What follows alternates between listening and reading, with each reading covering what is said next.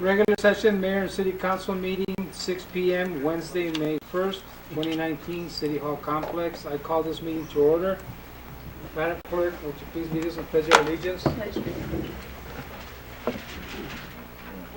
I pledge allegiance to the flag of the United States of America and to the republic for which it stands, one nation, under God, indivisible, with liberty and justice for all. Thank you very much. We're going to skip invocation. Number 4, call to the public.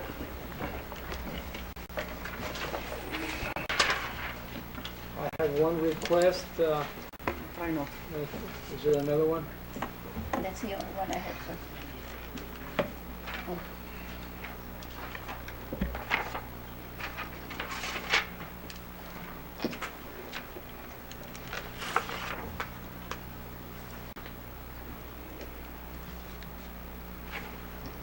Okay, Ms. Rustin, please state your name and your address for the record.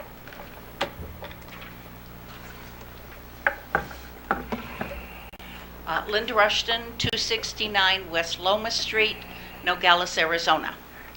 I'm here about the city trolley to let you know that on April the 20th, we had the debut of the city trolley. And I want you to hear what one group had to say. Now, this is from Mickey Forster from Green Valley Rec, the Singles Club. The girls wanted me to pass on their thanks to you and Hector Bajorquez for such a wonderful, informative afternoon on your beautiful trolley, and of course to Jesus and Ed too. Can you let me know when the trolley will be running in the future and how others can do the trip? I failed to ask and would like to have the information for our meeting Monday morning. The GVR Singles Group has an excess of 300 members with 100 attending each Monday to sign up for events. And I know I'll be asked when they see my t-shirt. So we would like to be able to get a schedule for the trolley, but several things are in the way. We need extra drivers.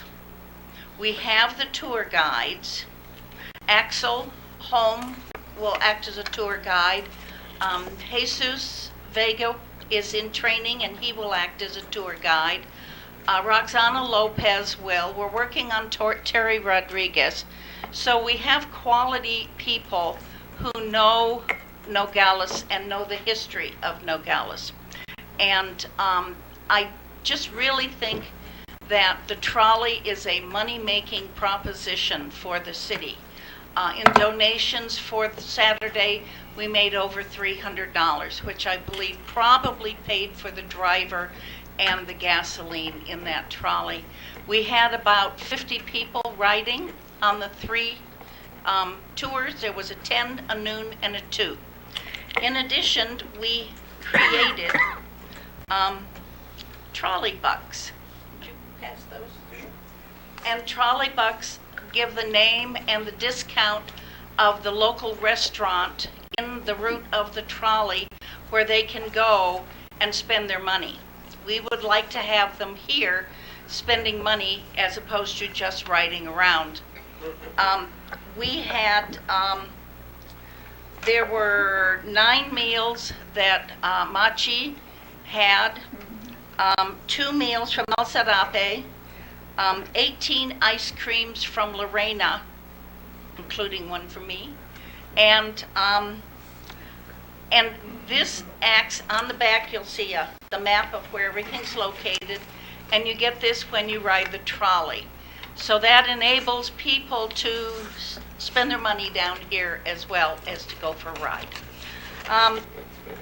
We have a couple of questions as to drivers, and this is something that City Legal Department will have to decide when the city department, or the city gave the trolley back to Tony Sedgwick for that brief period of time. The contract said that only a city employee could drive it.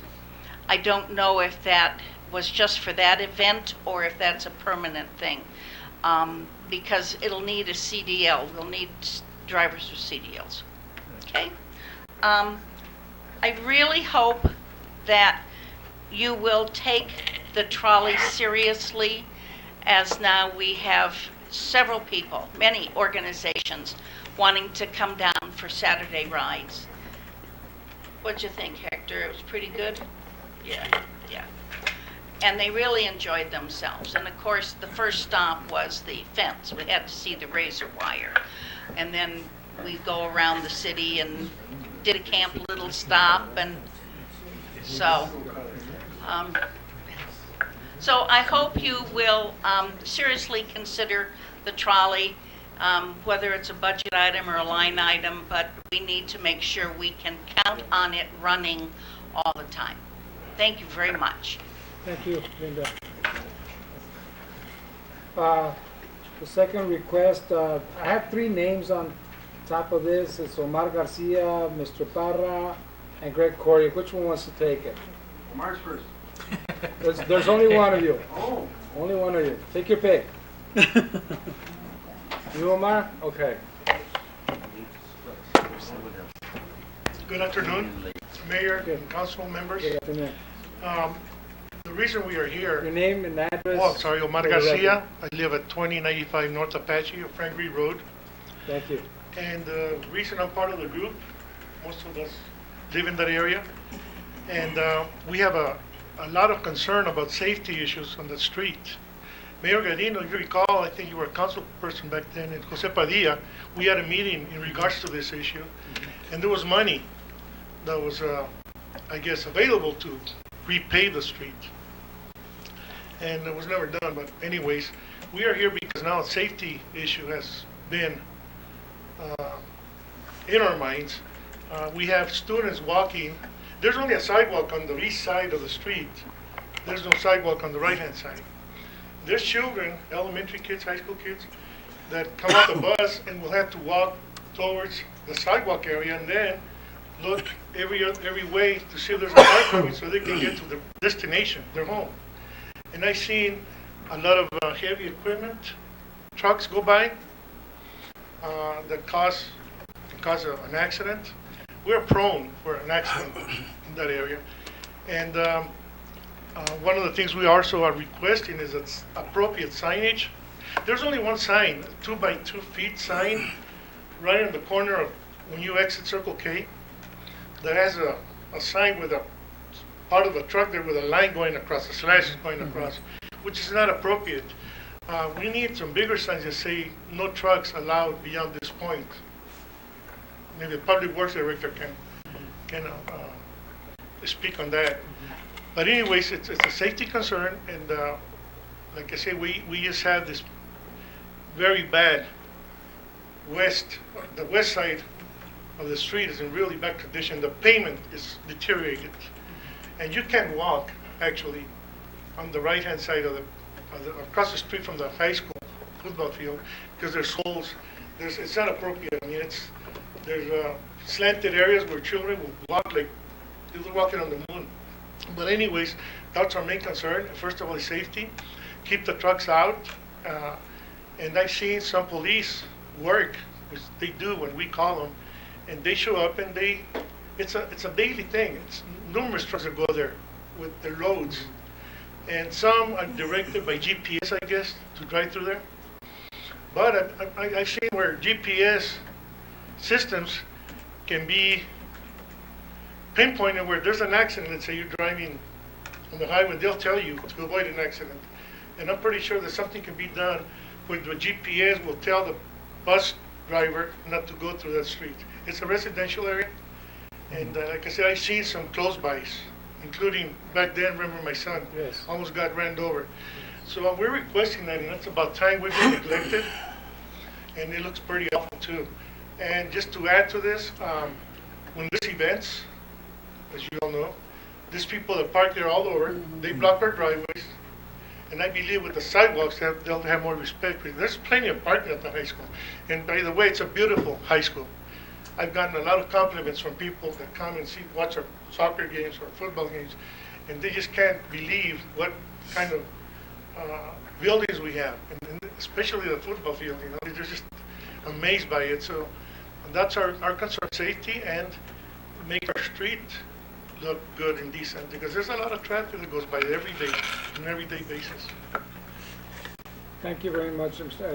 As you know, in Call to the Public, we really can't question or answer much, but I'm sure the city manager is listening to you and the members of the city council, and I do understand the problem in that street, and I've talked to several residents there in the past.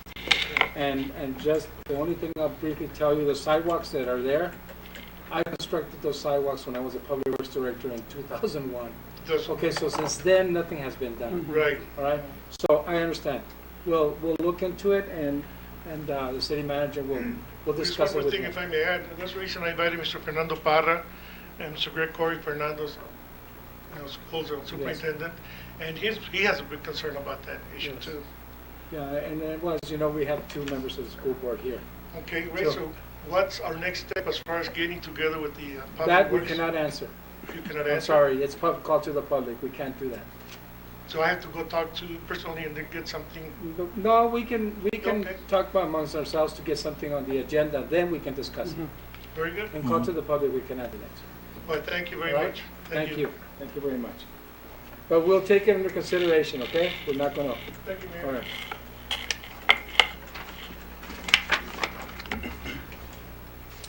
Then we have, is it Beck? Last name Beck? No? Is it Janice? Bell. Bell. Oh, yeah, you wrote just like a doctor does, prescriptions. How you doing, Janice? Fine. I'm here on behalf of a lady named Jess Kaufman. Hi, Jess. Oh, you're here. Can you do it? Sure. You're the talker. Sure. Is that all right? Yes, I go thought ahead. that's who it I was. have a request form from you too. Well, sure. Hi, Janice. So- Okay, what I brought you. I wanted to show them. Okay, I didn't know it was you. I thought it was, but it wasn't positive. That's to give him. I've given this there. And there's the flyer that we sent out, and we made that bigger so you can have that. She's going to talk for herself. I didn't realize it was her. I only saw her once. Oh, hi, Janice. Appreciate it. I've been doing work for her if you need to know some of the things I've All done. right. Janice is one of our awesome volunteers. Okay, just state your name Yes. and your address, please, for the record. Sure. My name is Jessica Kaufman, and my address is 203 West 144th Street, New York, New York, 10030. Thank you. Sí, buenas tardes. Mi nombre es Jack Subeli González y soy de Nogales, Sonora, de la colonia Esperanza. Gracias. So we came tonight to take a quick moment to introduce ourselves. We're two of a big group called Beyond the Wall, Más Allá del Muro. We are in our third-ish year here in Nogales. We make arts experiences with young people and local artists to shed some positivity and authentic stories of life here at the border, which we figured out is, which we know is more than a wall, but where I'm from, nobody knows anything about Nogales except that it's where the wall is and where the concertina wire is. We've got a big event coming up this weekend, and we just wanted to introduce ourselves and put it on your radar. It's called Beyond the Wall, Más Allá del Muro. It's a festival happening Binational Borderland Arts Festival. We have space in Caron Park on this side and Plaza Pesquera on the other side. So it'll be one long walkable art fair that starts here and goes all the way through. We are working with CBP and have permission to bring our puppets to the wall. We work with local students here in Nogales doing a binational pen pal program. And with them, we've built a bunch of 15-foot tall puppets that are going to come and play at the wall and hopefully turn some eyes here and see some of the awesome positivity and the culture here in the area. So where I live, nobody knows anything about, if they've heard of Nogales, they've heard only negative news. And what we're trying to do is give people a chance to see firsthand from the people who live here what life is actually like. So we hope you come out, and we'd love to talk more. We had a meeting with Dr. Felix earlier this week. We'd love to talk more in the future with the council about how we can build more artistic infrastructure to support all of the wonderful arts that already exist here, particularly the student arts and the student artists. And hopefully we can find time to chat with each of you and maybe as a group at some point in the future about our long-term plans. So, Well, thank you very much. Can I make a comment? Yes, could you please go to the podium? you're going to ask if we're allowed to hand these to them? Well, I'm gonna ask, but I want to tell you that today I left something for the mayor, which is a handout that she gave me at this meeting on Monday when I met her the first time. So I have gone, and I'll let you know that I went to the superintendent's of schools office, and he made these copies for us, so it's part of the budget expense. But they notified every principal of every school, be it private or government, about this event so kids would know about it. So trying to get more people aware of it. That was sent out today by Mrs. Barraza. And so consequently, I gave the mayor one of these just this evening and found out it was about this event, and I didn't know she was coming. But I have one of these that was supposed to go to Dr. Felix, but I'll pass it by. And if you want to look around, and I'll give him a copy of the card. This is a copy of the only card I ever had of hers. I wrinkled it, I'm sorry. So you have that, see your records? She has to have that. And then these are the posters that are being put at the library, all over the place, at the college and at the school. It has this with a blow-up of a basic information in this bilingual. Yes. So I will give you these 2 copies, and whoever wants to can put them out. And if I need to, I'll make some more copies at the superintendent's office. We have some with us too. Do you too? Okay. Yes. So there you are. Sorry to interrupt you. No, you're good. Thanks so much. So anyway, the reception we've had has been really lovely. As you can see, everyone we've talked to has been really well on board. And we plan to make this an annual event here in Nogales moving into the future with the dream of having a movement of arts festivals of border towns all along the U.S.-Mexico border. Our hope is that 3 years from now we'll have a second sister festival going and that this will become a big, noticeable thing that turns the public eye to Nogales in a positive way every year. So we'd love to talk to you further in the future. I'm not sure what the best way is to go about that, but I trust that you'll let me know what the best way is for us to have a conversation about how we can work with the city. Thank you very much. Thank you. And yes. Sí, Un una de comentario. las cosas que me gustaría agregar es cuando estamos hablando de un festival más allá del muro, tenemos la parte de Nogales, Sonora también. Y de alguna manera me gusta representar a la comunidad artística de Nogales y que también tenemos esta idea de dar una animación sociocultural a ambos Nogales, no solo a una parte o a la otra. Entonces, estamos en la mejor disposición como artistas de ambos Nogales para darle vida a ambas ciudades, porque siento que es un tema que se ha tratado poco. Y ahora que pues Beyond the Wall ha traído esta iniciativa de animar socioculturalmente a las comunidades, bueno, que sirva de apoyo el yo poder llevar esta comunicación a toda la comunidad nogalense del lado de Sonora. Muchas gracias. Muchas gracias. Thank you very much, and Thank you. I'll be there. Great. We hope we'll see you all hope there. the Come rest say of the hi. member of the city council can make it. We'll Thank be you. there. Thank you. Thank you very much.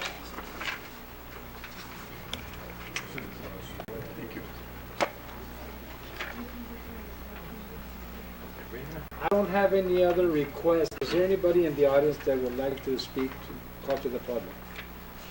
Yes.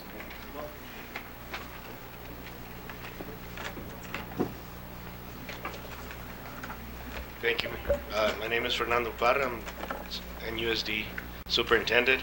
I just wanted to follow up and also report the situation there at the high school, and you're correct, Mayor, that work has not been done for a long time.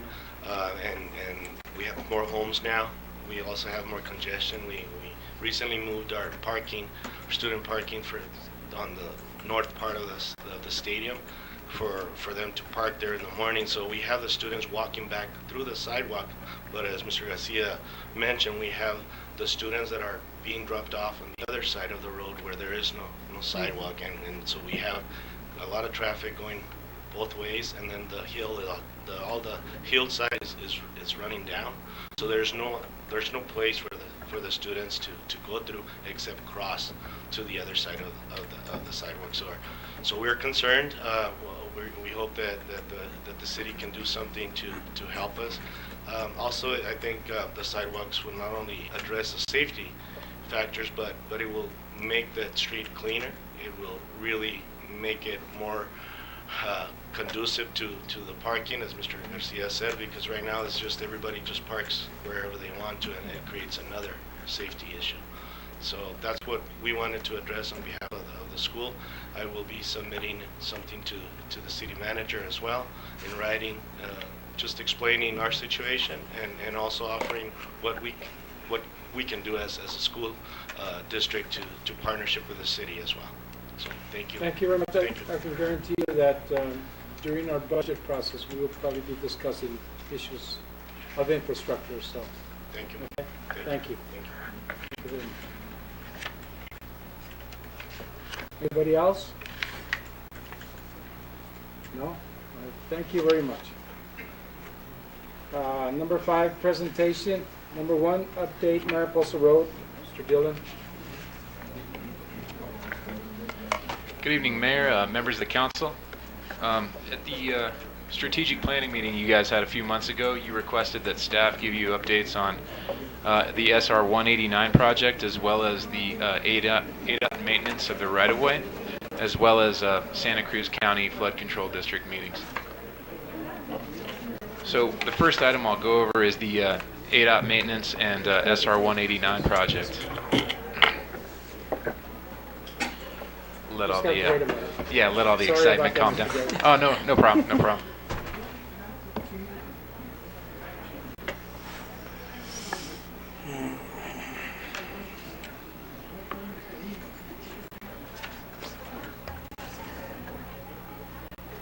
So these should be relatively brief updates.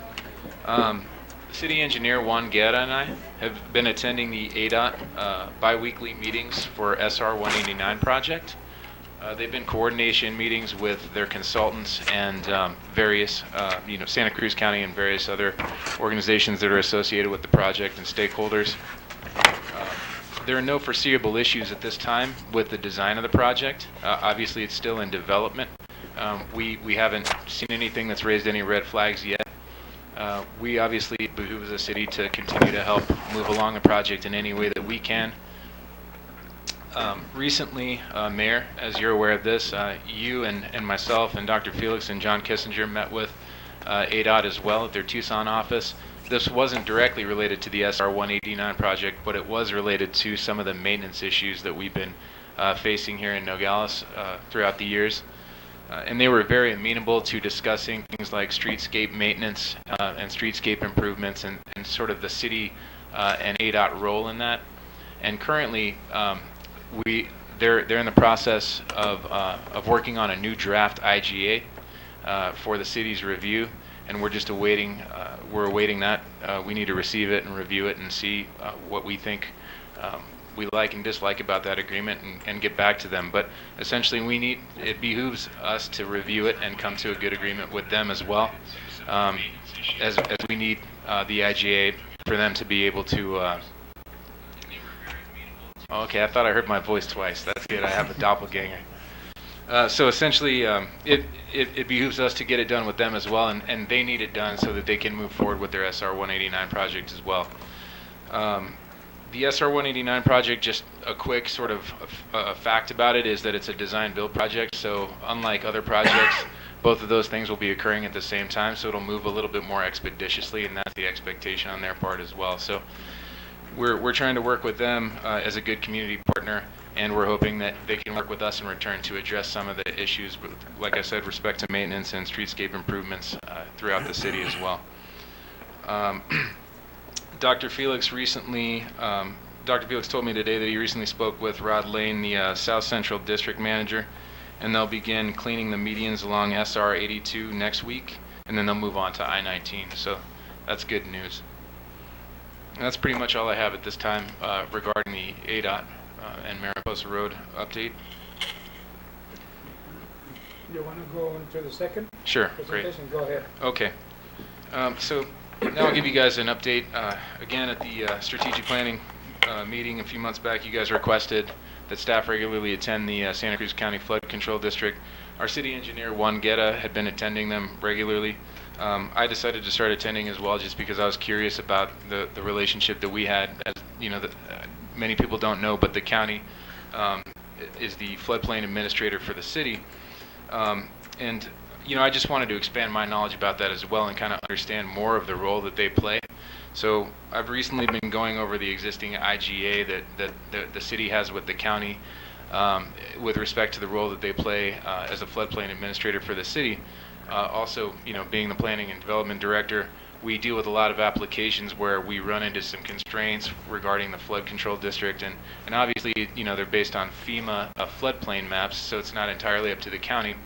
But the purpose of me attending these meetings is to understand some of the issues related to flood control, as far as bank stabilization and how they're maintaining the Nogales Wash and other flood control issues we have, as well as how we can stimulate and incentivize future development. Look for maybe partner with them to look for creative opportunities, maybe to help future development here. As you guys are aware, we're working on cleaning up parts of the city, and we're aiming for infill opportunities and things like that. So any opportunities that we can have to create more flexibility with respect to variance opportunities, or just a different way, a more creative way to work together to look at some of these constraints is what we're working towards. So a week and a half ago, Dr. Felix and Mr. Kissinger and myself met with Jennifer St. John, the county manager, and we went over some topics, and one of the topics was a flood control issues and opportunities that we might potentially have. And I explained to her that I put together a letter after I finished reviewing the current IGA and see if we could meet and discuss with her flood control administrator, John Hayes, some potential approaches that we might be able to do to help come to a positive outcome for future development in the city and flood control administration. So that's where we are on that as well. Members of City Council have anything to say in reference to the presentations? Yes, Councilman Guerrero. Thank you, Mr. Mayor. No, I'm glad that Mr. Dilly and the administration is now going to those county meetings on the flood control, because we've been lacking somebody to advocate on our behalf there on a consistent basis. So that's a good sign right there. And also on the Mariposa Road update was also good. We're headed in the right direction here, Mayor. Yeah. That presentation, that meeting that we went to ADOT on Mariposa Road, there was only just one thing that I was a little disappointed. It's probably going to be a nice project, but the trees on Mariposa Road, those big trees, they're going down. They're going down? That's what they told us, huh? I don't understand why, but and then the thing is that they don't do landscape. The state, we found that out. So we're gonna have to figure something out. That those beautiful trees are gonna be going down on the flyover. I guess just some gonna be on the return or something like that. Probably causing that. Mr. Dillon. Yeah, and they didn't go into great detail about that, and so we're aware that those are great community assets, and I think I speak for everybody that was at that meeting that represents the city of Nogales when we got kind of very alarmed by by that information, and wherever we can, you have our word that we'll push and pull to try and get at least another community amenity similar to that put back as part of this project, whether that be in the form of design of the infrastructure that they're going to replace. But we made it very clear that the community appreciates the trees, and they're very mature trees, and that while they might not be able to replace them exactly, that we expect something related to design to make up for it in the project. You can make contact with the University of Arizona and see if their agriculture or botany students or something can come down and maybe give us some suggestions if those trees can be transplanted someplace else and we can move them around or something. Because you're right, they're beautiful. They're beautiful trees. So maybe you can make contact, Dr. Felix. You have a lot of connections at the U of A. Maybe you can contact somebody just to see if it's viable. At least if somebody asks us a question, why did you let them down? Why didn't you seek help from the U of A? At least we said we did, and they said we couldn't, or whatever. So just to speak to that, Councilman Verona, we actually, Dr. Felix and I recently made contact with the College of Architecture, Landscape Architecture and Planning at the University of Arizona. We had actually an intern from Nogales working for the city last summer, as well as Andre, that you guys all met, who had worked on Techea Park in the previous administration, who did that wonderful design for us as well. And so we've been looking at student portfolios and recent graduate portfolios to try to do that again, to get them to look at things like greenway opportunities along Mariposa and Grand, and so that's the point of kind of working with ADOT as well, so we can get some conceptual design and really look for those opportunities to help beautify the city. You know, obviously we're working on cleaning up some areas where there's some issues with blight and you know, compliance and things like that, but we also want to be able to work on beautification through, you know, planting of trees and pedestrian and bicycle opportunities and things like that as well. Thank you very much, Mr. Mayor. And Thank Mr. you. Mayor, Yes, go ahead, Councilman. Thank you, Mayor. Mr. Dillon, good afternoon. Good evening. Good evening. Good afternoon. Guess it depends. Mr. Dillon, I was wondering, with somewhere around the corner, what are some of your concerns with the flood areas? Are there any real major concerns that you might have or that you came across on these meetings that you attended? So, you know, I think it's everything that you all are used to over the years. I mean, I think a big issue is bank stabilization. Something that I forgot to mention is that actually Mr. Guetta informed me that the county has committed to working on bank stabilization in front of the Public Works building beginning next week, if I'm not mistaken. So that's good news as well. But yeah, typical bank stabilization and issues caused by, you know, flooding and a lot of the stuff that we're dealing with regard to IOI and things like that. Nothing really outside of that, but typical maintenance and, you know, aging infrastructure issues. Thank you, Mr. Dillon. Thank you. You have a good evening. Hey, thank you. You too. Thanks very much. Dr. Felix, good evening. I just want to make it clear and to Mr. Massey that if I live in the area of this closest to the border, and I think it's important that we have sidewalks on both sides of the area during this construction part of it. Even though I don't like the idea that ADOT wants us to maintain it, they'll build it, and I'm sure they're going to build it to high quality standards. So as you work on this IGA that I understand that they want to present, that just make sure that it's built to high quality standards, and I do concur that we can maintain it.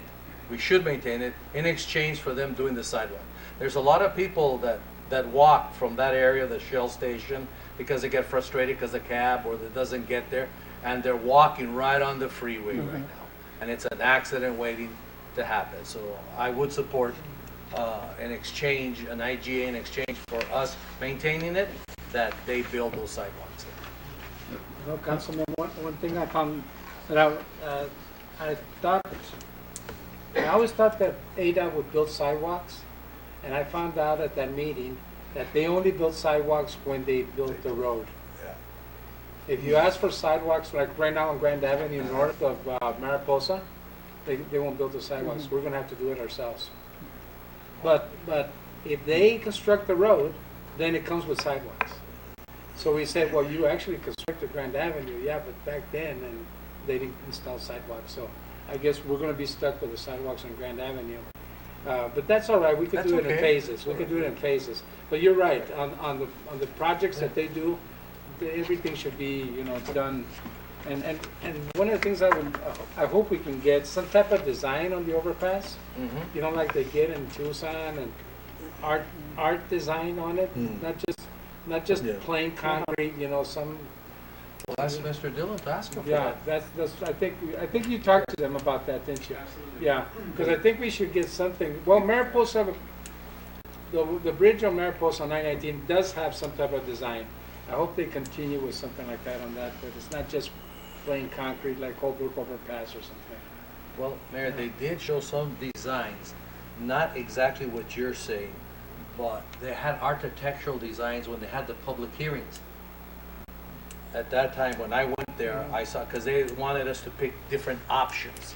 Now they're coming back to us, I think, next week for options and input from the community on I-11.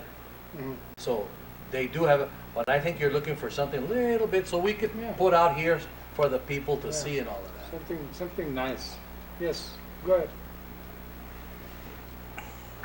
So at this last meeting on Tuesday, actually just yesterday morning was the first time they introduced any kind of design details in the project, and they're still in a very conceptual stage. And so we haven't even really had a chance to review them and have feedback on them yet. Just really loosely speaking, and it's kind of hard to imagine, it's kind of an abstraction. They're talking about imprints, along on the actual concrete, which is nice because that's what we were asking for, something not just plain, and something that sort of matched the aesthetic and reflected sort of the cultural character, something about the place, to give it a sense of place, and again regionalism and things like that. And so they did something related to an abstraction of a butterfly, and again, this is one of those sort of repeating, kind of an elegant repeating form, but again, it's still in its conceptual phase, so there's not really anything to review and present at this point.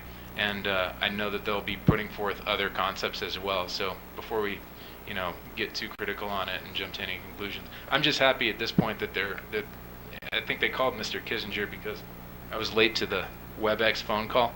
Like, we need to get Mr. Dillon on the phone. He needs to be, because we've been bugging them about this whole design issue and stuff with this. That's good. Yeah. That's good. Thank you. Thank you. Okay, item number 6, liquor license. Number 1, consideration and possible action of liquor license 2019-2, approval of recommendation of the issuance of a special event liquor license application for Mr. Angel Suarez for the city of Nogales 4th of July. So moved, Mr. Mayor. Second. Discussion? Mayor, Yes? well, I'll just bring up my annual concerns. This will be the 3rd year in a row that I make these concerns. I don't feel that the city of Nogales should be in the liquor license itself. And sometimes my grandkids like to go, they enjoy going to the town of Marana fireworks, and I've gone all over their fireworks over there. There's no liquor there. Town of Marana doesn't do it. I think that if we're going to do something like that, once again, it should be given to a nonprofit. That's not for us. I don't see this as a function of government itself. So that's my annual statement, Mayor. I don't support this. Good. You do know that they rotate between the UEs. And the way it's done, they pick whichever one wants to do the serving of the liquor, but even though the city does apply for the license. But I understand what you're talking about. Mr. Mayor, whose turn is it? I think it's the fire department. Fire department's turn. Is it the fire department? Yeah. And if they don't want it, then it goes to the To rotation. the next one? Yeah, the PD or CW, whichever one wants to make it. And then I think there's a percentage that goes to them, and then the rest goes to the city. Mr. Yes, Mayor, go if ahead. I may. From all the years of doing the 4th of July, I think that they've always handled it very responsible.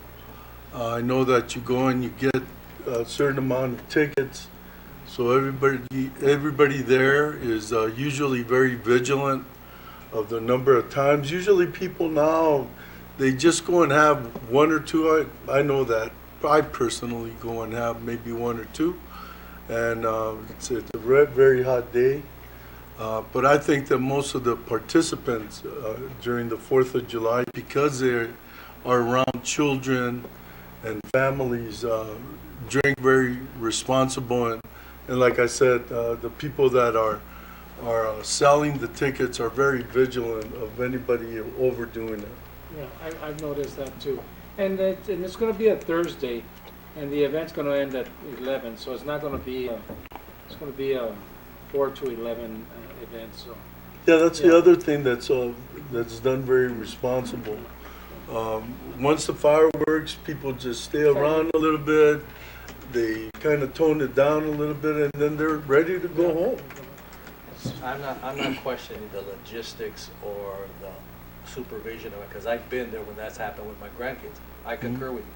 I don't feel, as a matter Sure. of policy, that we should be. And it's in that kind respected, of- Dr. Rono. I It's a, you have a point as well. I understand. Is there anybody else?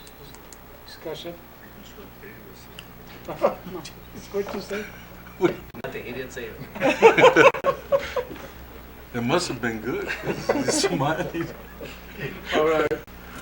All in favor signify by saying aye. Aye. Opposed? No. All right. You guys have it. Number 7, orders. That was an aye for me, please. What was I'm that? sorry, Mr. Maldonado. What was your vote? Mr. Maldonado? Miss Leslie, that was an aye, please. It was an aye. Aye. It was an aye, Thank you, yes. sir. All right. It's enough. Okay, yes. Number 7, orders.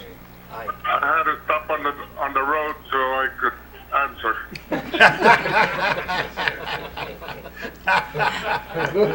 Good job, Vice Mayor. I'm proud of you. Or else. Number 7, orders. For 1, consideration possible action of order 2019-05-016, an order of City Council authorizing the purchase of 2 Peterbilt 2019 chassis for sanitation department. So move, Mayor. Second. Discussion? Mayor? Go ahead, Councilman. Mayor, I'm not quite in agreement with this. But before I go on with my questions, I would like to hear the presentation for the justification of this. Then I'd like to have time to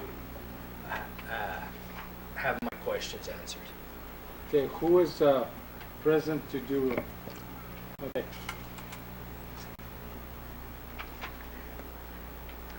Mr. Mayor Go and ahead. Council, my name is Stephen Tenza. I work for the City of Nogales as the administrator for the Sanitation Department and Environmental Services. And this is a project I've taken over from my predecessor. And to answer your question, Councilman, the reason that we're asking council approval for continuing purchase of equipment is that, as some of you have seen in the community, the equipment is quite ancient. It's becoming unreliable. We have 2 trucks out of service right now. We have inefficiencies of fuel mileage and that type of thing. Last year, we obtained council approval for $500,000 for purchase of new trucks. There's 3 different types of trucks. I won't bore you with the details, but the types we're after are side loaders and also rear loaders. We have successfully purchased 1 side loader for $276,000 out of $500,000. This left us with a balance of a little over $224,000. We looked at what we had for existing equipment, and we realized that 2 of the trucks, their engines and transmissions were all worn out, going up and down the hills of Nogales, becoming a concern for the drivers as well as for the city. Braking, steering, all those things. So we looked at the types of equipment we had, and we have 2 rear loaders who have very good serviceable bodies that are good for the next 10 years, but the automotive is shot. So what do? We look at the remaining funds and we see if we can't buy 2 brand new, safe, reliable units that we can take the reliable bodies from the old units, put them on, and have 2 brand new units, one that would be used continuously and the other is always a reserve. You have to have reserve equipment.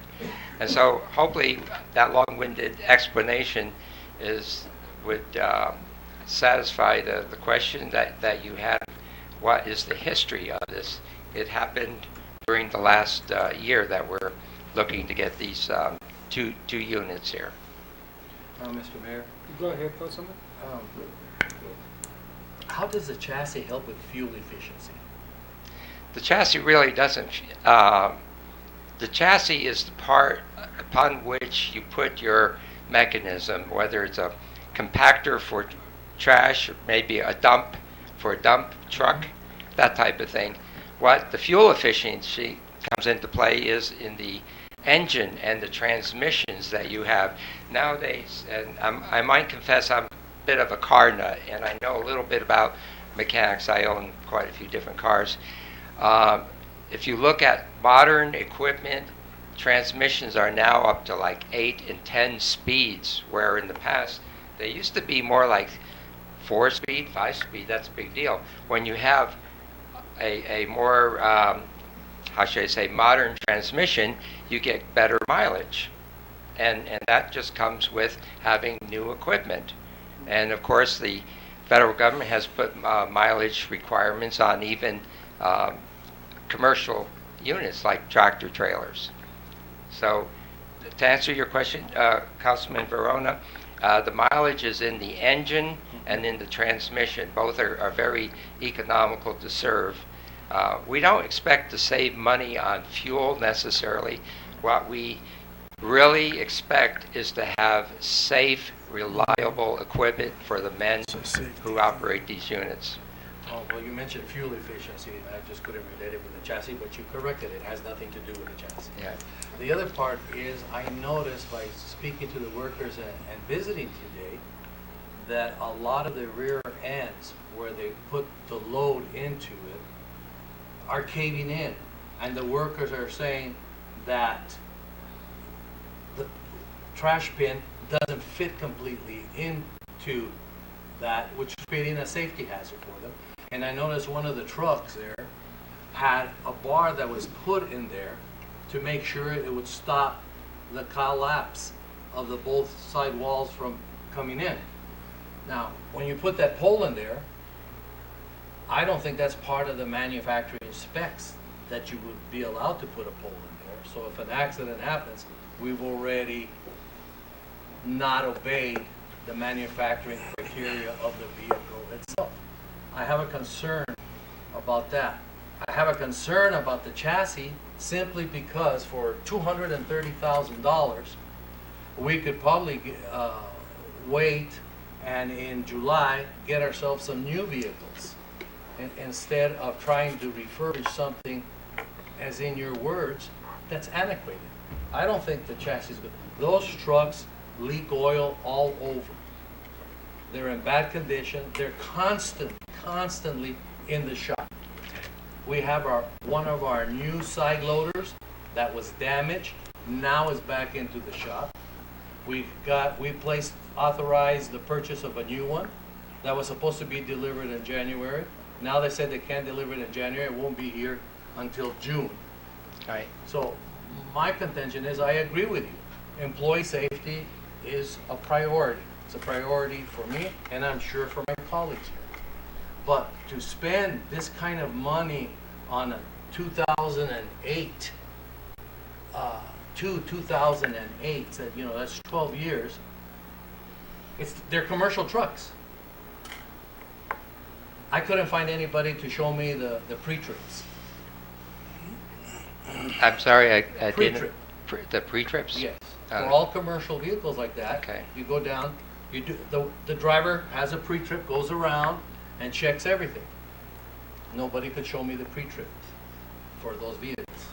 So in other words, everybody every day hops into the trucks, takes off, whether it has oil in it or whatever, and that's why when we don't have proper maintenance of our vehicles, this is the end result of the vehicles itself.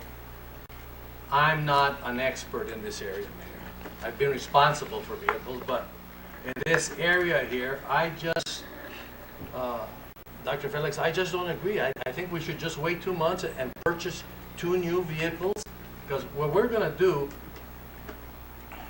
we're going to have the same problem with the vehicle, with the motor, the transmission of these older vehicles. And even the workers themselves tell me that they're all trouble all the time. They're not consistent.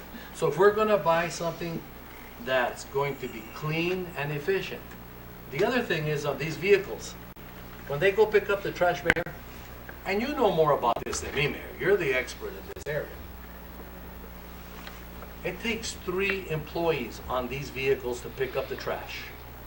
We're on the other vehicle, we only do it with 1 employee. Now, if we're gonna send out these vehicles to go pick up the trash, especially in the commercial area, Mayor, why don't we buy trucks? I don't know what they're called. The ones that, the front loaders that pick up the bin, take it over, dump it on top of the truck, and then put it back into place, and they leave. That's one of the 3 that I mentioned, front loaders, side loaders, and rear Well, loaders. whatever they call it. Yes. Front loaders, I'll just use the name. Yes. Why don't we wait, Dr. Felix, until July and buy 2 of those, provide better commercial service? Because if we don't start providing good commercial service, we've lost a lot of contracts already. We've lost a lot of accounts, and the sanitation is $6 million in debt. There's $752,000 in the black for this year, but overall there's $6 million in debt. So why don't we provide good vehicles, safe vehicles, efficient with employee uses like we do the side loader, get ourselves 2 front loaders, let Dr. Felix come back and explain to us the cut, or during the budget hearings, like you said, man, you want them to come and make presentation, and let's get vehicles that we can get in over there before we lose the accounts and before we have waste management coming over here that can do a better job in picking up our commercial trash than what we're doing right now. I just don't see spending this for what we're going to spend on the chassis. There's no guarantee on the longevity of the vehicle itself. I just think that it would be prudent for us to wait during the budget discussions and then get ourselves 2 new vehicles July the 1st that are front end loaders that has less employees to use than what we're using right now, Mayor. Yes. Go ahead, Councilman. Thank you, Mayor. Steve? Yes. Steve, do you recommend this? There's different ways to solve the problems that we have, and of course our paramount concern is the safety and the liability. Safety of the employees, liability that accidents don't occur because of malfunctioning of the equipment. Part of my answer to the agreement is that we have our fleet manager 26 years with the city, very reliable man, very knowledgeable man, and yes, they have made repairs on a number of vehicles, but the vehicles, 2 of them that are being taken out of service are 20 years old. The others, they're of a brand called Mack, and they're just not suitable for the city operations here for several reasons I won't bore you with. But what we're trying to do is to use the best source, use our monies that were budgeted for this year in the best way possible. We are getting a brand new side loader. We can get the 2 brand new trucks and just use the equipment that we currently have that the fleet manager says is serviceable for another 10 years. Steve, And it's let me not the interrupt best. you here Pardon? for a second. Steve, let me interrupt you for Yes. a second. Do you recommend this? This item came before us. At this time, do you recommend it? Yes, I do recommend it. Thank you. Thank you, Steve. Yeah. Uh, Yes. Councilman. Mr. Felix, do we have the amount budgeted for this? It wouldn't have come before us if it wouldn't have been budgeted. Councilman Rojas, they saved $230,000 Right. that was budgeted for this year, and that's the money that they would use for this purchase. So we have the money. To purchase a new one, yes, or to purchase these 2. And we can also, for next year, purchase the vehicles We can- during budget time, Right. what Dr. Barona is recommending. So Why would with we the $230,000, waste they can purchase No, I'm just saying, a new but one. I'm just saying, we could do it. We could, but I'm just Okay, saying. I understand, I $230,000. understand, but I'm saying, And I'm we saying could do that. we I could. understand. And I'm saying that I don't agree. Yeah, with that. yeah, sure. Councilman. I understand. I think there's some kind of confusion here because Councilman Varona here, but my understanding here, this is what it says here, cost and source of funding, okay? But it says here, which includes transferring rear loader bodies in good condition on the worn out Mack trucks to new Peterbilts. So what we're actually buying is the trucks. Right, we're getting a brand new Truck. engine, brand new transmission, brand new chassis to put the body But onto but it's a brand new truck and then we put the rear load stuff on it. by specialized firms that will Alliance Truck, Refuse Truck Company will put the bodies on, and they will be guaranteeing that these will be perfectly usable units for some time to come. We appreciate that the budgets, particularly for sanitation, are going to where we have to go to general fund to fund an enterprise fund. We're trying to minimize that as much as we can. But again, And appreciate what Dr. Verona just says, is that, yes, we're trying to have all new equipment, but we can't get it all at one time. okay, but here again, what we're getting is a new truck, or they're gonna recondition what is there. No, brand new trucks, two brand new New trucks. and then we just add the guts or The good the condition garbage bodies deal. onto the So new we're getting trucks. brand new engines, Yes, brand new transmissions, absolutely. brand new brakes. Everything brand new. Everything is brand new, which I think, the word chassis, I think, at least I think that was the idea, was that it was just frame they were gonna have a brand new equipment to put in the garbage in top of the old equipment, but we're gonna have brand new trucks. How much would a brand new one, including the rear loaders, which is what I'm accustomed to watching on the commercial side, how much is a brand new truck and rear loader together? I had a verbal quote today. I anticipated this question coming up. It's a little over $200,000 to get one complete rear loader with the brand new body on it. So here basically we're getting both of them, but Yes. it's a brand new truck, which would be the safety feature for the employees. Absolutely. The other thing is the bodies are such that, But the rear end is just the equipment, the No, stuff. but it's collapsing. well, and I'd like to address that just for a moment, not take the council's entire night, is that the bodies themselves are not that expensive. We're talking as compared to a brand new truck with everything on it. They're roughly about $90,000 to get a brand new body installed. It's a mechanism, is what it is. It's a mechanism. And sure, they'll wear out after a while. We have, as I mentioned, a very good mechanical shop, and they have 263 vehicles, including fire trucks, everything else. And there will be times when the body will fail, but we'll have two trucks. One will always be in reserve. The customers will not be left behind. They'll have service. Again, so then we are getting brand new trucks. Absolutely And brand just new adding trucks. the actual garbage part of it. Correct. Councilman Chris, were you gonna say something? Yes, Dr. Felix, in case that we don't use that funding, does that roll over to next year's budget? Is that additional funding that Well, we could use? they could be forwarded, authorization could be forwarded to the council to continue the funding and allow for the purchases for next year, yes. They're not new trucks. They're not 2019 new trucks. We're going back to the same old system that we have.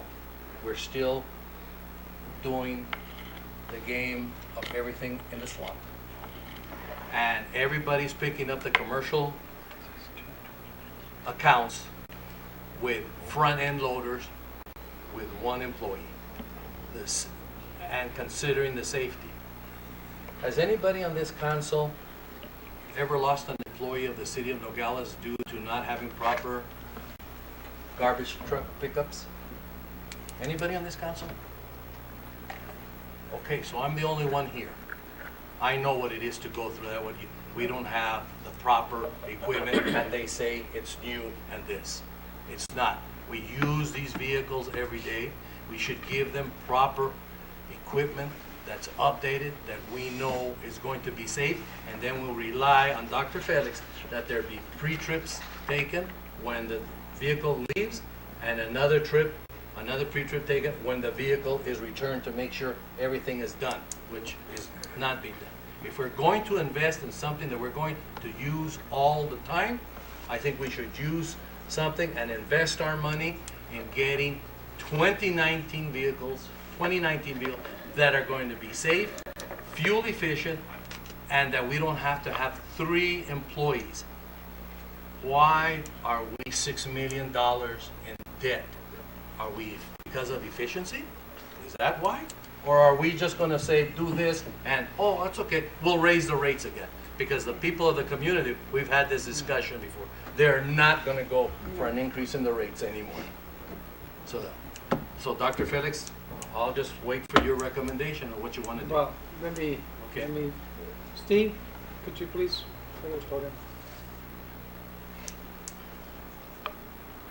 So this company, you said a company would install the body to the bodies, yes, the compactor units Okay, onto so the new trucks. Mr. Barona mentioned a couple of things that the back of the truck where, and he's talking about, I know which ones he's talking about. He's talking about the commercial ones that picks up the commercial trash, you know, from 3 cubics to 4 cubics or even Yes. bigger. And I understand what it is. It's a lot of strain to the back of the truck, and it's got a winch on it that picks up that. That is correct. Yes. And I didn't have anybody during my time as public works director. I only had a couple of hurt because of the problem of that lift, you know, that swung to one direction to the other. But what I'm saying, can they guarantee that when they put that body is going to be, they're going to take care of the body to reinforce it, or are we still going to have the same body with that same pole that Mr. Arona said that was put there as support? I can't answer that question because I don't know the detail of the subcontractor to the one we're buying the truck from. But it'll be all inclusive, and as any company that's reliable, and these are specialists in doing truck renovations, is that they will be providing warranties because obviously they would have a liability on their hands also. And again, we're not expecting those bodies to last forever and ever, and if there's any problem whatsoever, we will be back there visiting with that company Do you have if the any council idea? approves. Do you have any idea of what the cost would be for dumpsters for a front loader? I don't. Because the dumpsters we have will not pick up front loader. You can't use them on a front loader. That's true too. The dumpsters would have to be changed throughout the city because the front loaders is a different dumpster. Yeah. Do you have an idea of what they would cost? No, I don't, but I do want to mention one thing is besides having side loaders, which are troublesome in the city streets where the cars are out on the streets. Cars are not supposed to be there, but they are. It's difficult to have a side loader working on it. The rear loaders work very well. Yes, you have more employees working at it, but in some ways that's a safer operation when they could see who's coming, who's going. The other unit that they have out there is called a rat pack. Yes. And it's a small unit, and it works well up into the hills where we don't have a turnaround, a way to turn around the vehicles. Yeah, but the they front back loaders- up into the Front loader would only be for commercial. only for commercial. Only commercial, but no. residential, I know there's areas in Monte Carlo that you can't put the side loader. You have to Right. have the personnel pick up and put the container with the lift to lift it up, and Right. that's one at a time, one container at a time. But I know Councilman Barona's issues, I understand. Yes. Because the dumpsters are very heavy, and those are the ones probably putting pressure on the chassis of the back of the rear loader for the commercial side of it. So the trucks that are gonna have the chassis, are they gonna be for commercial or are they gonna be for residential? They're going to be more for residential. We have more use for the So it's not residential. gonna be used for commercial? There would be, without misleading the council, I can't say 100% sure that it won't be all commercial. It'd be mostly residential. There would be some commercial So use if it's of it. residential, it doesn't have the winch and it doesn't pick up dumpsters. It picks up the containers. Yes, the 65 the gallon with 65 35 gallons containers. and so forth, So yes. it's different. Yes. It's different. So members of the council, you know, looking at this, I understand your issues, Councilman Marona, because I've been there, and I know the strain those dumpsters put on the trucks. But if it's for the residential trucks, and the rear loaders, they just pick up the 65 gallon container that we have, the plastic ones. Yeah. And unless someday we decide to go outside loaders for residential, we're still going to need those rear loaders for residential, because we have a Definitely. lot of areas in the city that we cannot use a side loader. It's impossible. The streets are too narrow and too many vehicles on the road. So I myself, Councilman Varona, I hope you can make a decision that I think this would be a good buy, because we're getting 2 trucks, you know, actually restored for residential. But if it was commercial, I would be on your side. I understand your concerns. Yes. But Mr. Mayor, just as a question, and Mr. Felix, I mean, do we have, I see the commercial ones that pick up the heavy units that Councilman Varona keeps referring to. We need new units. Is there plans for new units there? You know, I see them all the time, and sometimes I see them stalled, you know, because they're not working properly. So I mean, do we have anything in the are we budgeted already for this year to buy those rear commercial units or not? Currently, from the $500,000 that was approved and budgeted, we have spent the $276,000 for one brand new side loader. Is it in service right now? No, it hasn't arrived yet, because there's long lead times. The economy of the nation is doing so well that big commercial companies are buying hundreds of trucks at a time. Our order is minuscule compared to others, so unfortunately we have to wait a little longer. But in your suggestion, the rear trucks for the commercial where they pick up the heavy loads, is one going to suffice, or do we have to budget again for another one? I think looking at them, I would say you need 2. I don't know if you need 3. We're budgeting, well, the remainder of this year's budget, fiscal year budget, would be used for these 2 modifications. Thanks to Jeanette, we have $500,000 more planned for next fiscal year, because we recognize, as you're saying, that there's going to be a need for modernization and continuing replacement of outdated equipment. So there's $500,000 for next year if approved. Yes, Mayor, thank you. Just as a reassurance, and I'm not there every morning when the employees check out of the building, but I'm sure, Steve, maybe you can reassure us with this. The trucks that go out do go through some safety procedures and checks and balances to make sure that our employees are safe. Is that correct? I have personally picked up when I didn't understand when you said pre-trip. I understand that as daily inspections of the trucks, and yes, they do check them out. I can't say honestly that every single day they're being done, but they do have to watch their equipment. Obviously, they're the ones in charge of that unit for that day, and we do watch for those. You just say they do it, but there's no record of it. There's no formal record. I signed off. Everything's okay. There are formal records, because I have personally taken from one driver one day when he had to leave a little early. He said, "Could you please get this to my supervisor?" It's called periodic maintenance service. Periodic maintenance, yeah.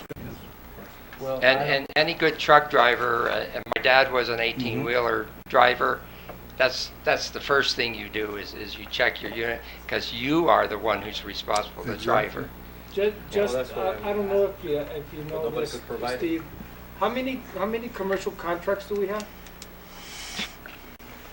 I just went through, I'm going to upload the website with all of them. There's several hundreds, maybe 500, 600 of them. Some very small, some are much, much larger. So we have 500 dumpsters out there? No. So how many commercial, Some are using more, small containers. like the downtown area? Yes. Yeah. Yeah. But Or- dumpsters, or- how many dumpsters do we have? Do you know? I don't have that answer for you.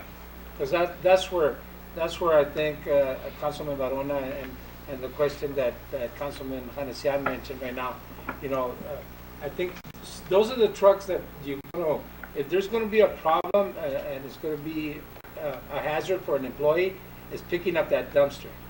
Yeah. Because they weigh a lot. A lot. It all depends the size of it, how many cubics they're in it. But those are the ones that can be really, really dangerous. But those are the ones we're getting new. That's where we should get new. Those I mean, are- no, Yeah, those we're getting. with it, because those, I know, I've seen some of them that are really beat up in the back, Right. and so maybe that's what we should look into. And could you also, Mr. Felix, give the members of the council how many contracts we have out there? We'll do that. Yeah. Also, Because it's good for us to know how many contracts, because that gives us an idea how to work a budget. Because if we're losing a lot of contracts, commercial contracts, we're losing revenue. So we need to make sure that we get Yeah. that going Get too, a new one. for the purchases. So Mr. Mayor. Yes, go Dr. ahead. Felix, so do you recommend that we continue with this purchase, or do you recommend that we use this money to buy a new truck? Councilman Verona, For these the are same- 2019 chassis, and given that that we get 2 new vehicles on the road quickly, I would support this resolution. The other thing is that we're evaluating each and every vehicle, from police to sanitation, in terms of turning them around more quickly so that the maintenance costs are substantially reduced and the safety of the employees is the first priority. Well, Mr. Mayor, I'm not in accord with this at all. I understand. Personally, I'm not in accord with this. I don't think it's taking care of our money. There should be every year a fleet replacement that should be recommended. I'm adamantly against this, but I don't want to go against the recommendation of Dr. Felix. That's what he's here for, to guide us along. I do understand. I feel the same way, Councilman Barona, and I think new equipment would always be the best thing for our employees. But if we can get a little bit of life out of 2 trucks, and we can get a guarantee from the company that's going to install the body, Steve, and all that is looked at from our fleet supervisor, I'm sure we can have something on the street, residential area, that'll be capable of doing the job. So and then we should look into And Mr. Mayor, Dr. Felix, and this will all of this work will be complete by June 30th? I'm not sure that that's the case, Councilman. Steve? Well, it has to be complete by June 30th. The purchase, No, it has to be I done. don't know, the trucks will be complete. We won't be able to get everything done all by June 30th because of the demand of other trucking companies for having their units already in place. But we will have the $500,000 for the next fiscal year ready to go, if approved by council. Mr. Massey, Mr. Mayor, Mr. Massey, they're saying that there's a purchase, the procurement rules. If the service is not delivered here by June 30th, that means it can't take, it has to come out of the budget of July the 1st. It's going to come out of this year's budget. We're not spending money from next year's budget. So I would Oh, I didn't defer see you there, I to. would have asked. I didn't saw it. If the items do not arrive by June 30th, if they're not, the city's not possessing the items at that time, we cannot include it in this year's budget. It would have to go to next year's. We'd have to, basically, we have to rebudget it again for next year. Okay, so it's not gonna be delivered here by the end of this fiscal year budget, so it's gonna be taken out. So now, because of the lack of planning, now we're another $500,000 in debt for next year's budget, when we could have taken it out of this year's budget. So that means that these new vehicles that you said at $500,000 may not be possible, because we're gonna need the money, considering our revenues, to pay for those two vehicles, so that other $500,000 may not even happen. You should have come to us knowing the procurement rules. That's why we have a staff for it, so we're not put in a financial position like this. I'm somewhat new to the position. I apologize that I don't know all the details. I have worked closely with Jeanette. In fact, I had one educational session with her. And my question right now is, we have already put forth $276,000 for a truck that was promised during this fiscal year. In June. But there I'm still sorry, January. is no guarantee from the trucking company that they can provide it. It's the same way if the city buys any kind of special equipment and there's a delay of a strike or something, or snowstorm in Denver, we don't get the equipment on time, yet we have to make the encumbrance.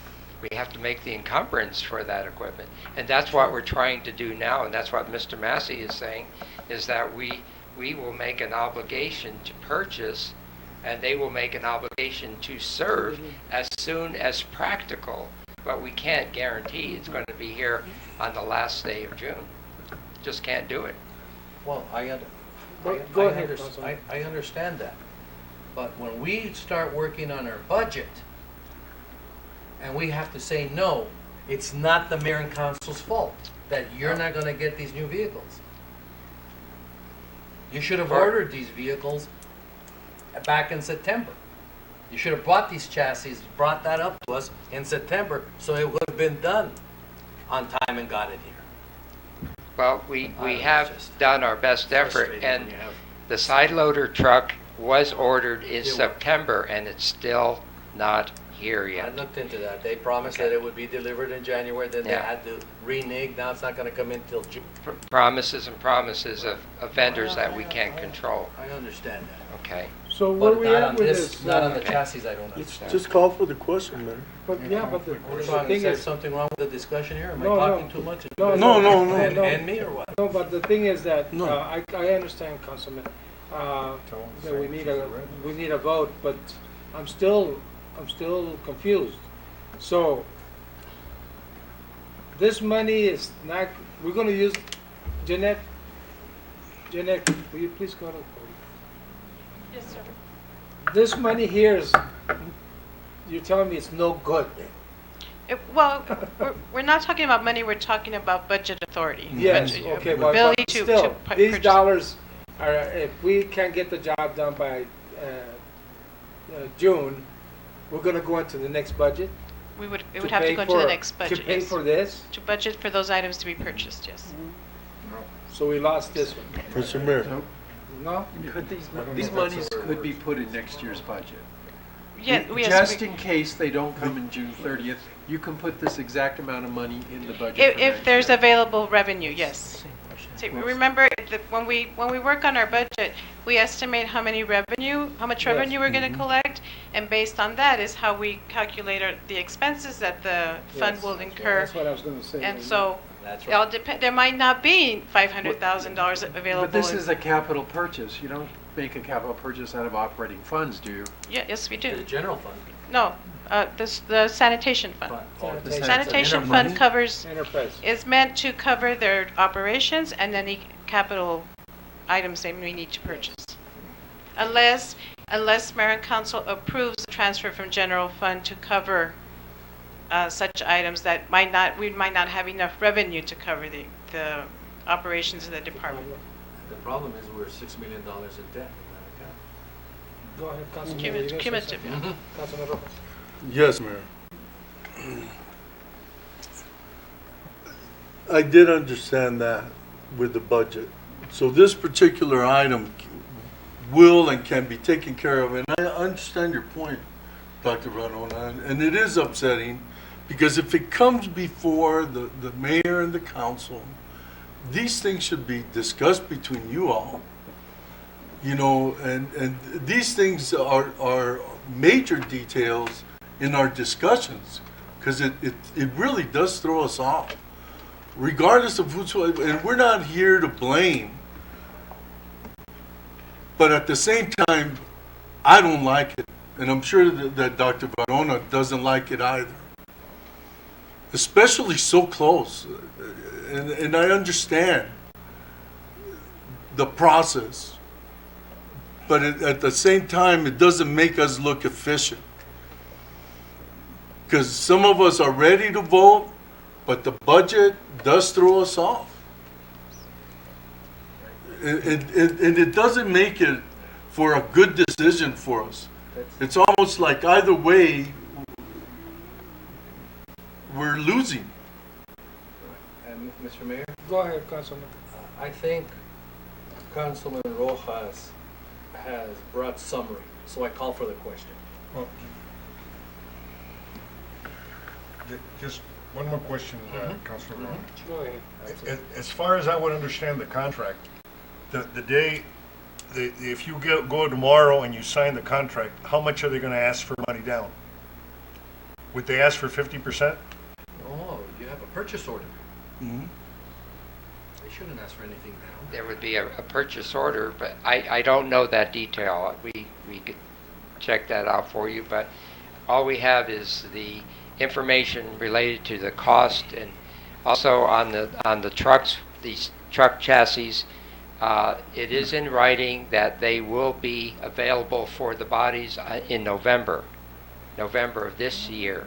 Okay, so we will have trucks before Christmas if the council approves this purchase. Next year's budget, Jeanette has made it very clear to us that we need to order as early as we can in the new fiscal year. And by that time, we will have our planning completed to present to the council what we expect to purchase for the next fiscal year. Well, it says here that this quote is only good at what you're alluding to till November, you're correct, of 2018, the contract says. That proposal made by Rush Truck Centers was from last year, and yet we could not act upon this new idea of having the trucks and the bodies completed, put together. Mr. Mayor, I think the rest of this, the city manager can take care of this. Yes. I just, you know how I feel. Right. Councilman Rojas brought conclusion to it. Call for the question. Okay, all in favor signify by saying aye. Aye. Opposed? Ayes have it. Thank you very much. Aye for me again, thank you. Thank you, Vice Mayor. That's why I hate to be on the phone. I don't.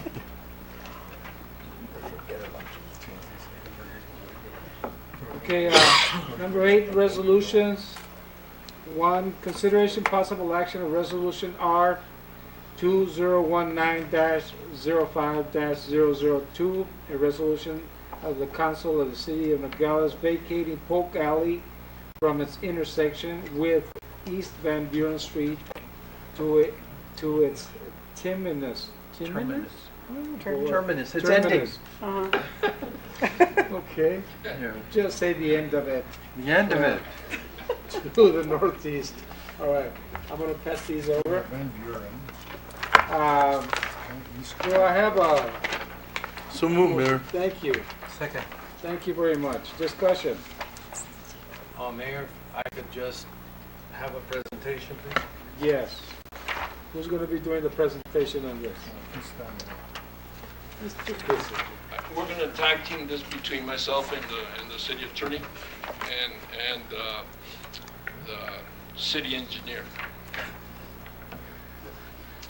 Mrs. Lopez, who's in the audience today in the first row here, approached the city of Nogales, and there's an easement or an alley that basically runs right in front of her house.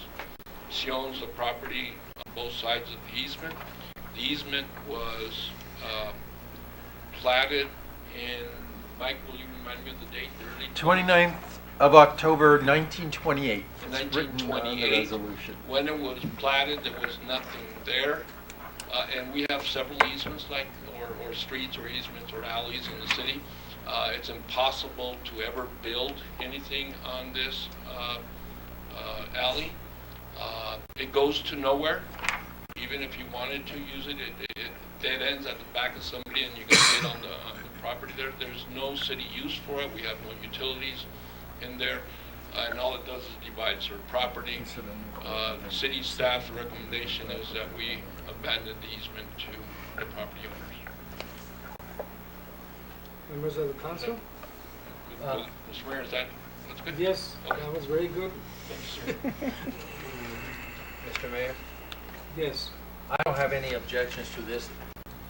You still give anybody the ingress and egress on there? Correct. And That's so what I was concerned with. What happens is, by operation of law, the legal title of this 12-foot wide alley, I believe it is, and then there's a 20-foot wide little extension there. Legally, you'll just split it right down the middle, but we don't have to survey it. It just says the adjoining property owners meet in the middle. That's what the resolution says.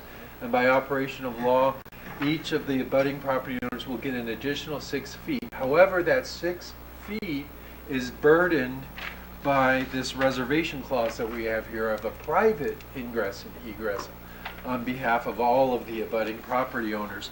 And so the only property that actually uses this alley is there's an apartment on this parcel here that's about 50 feet into the alley, and they will continue to use that as a private easement for ingress and egress to their apartment.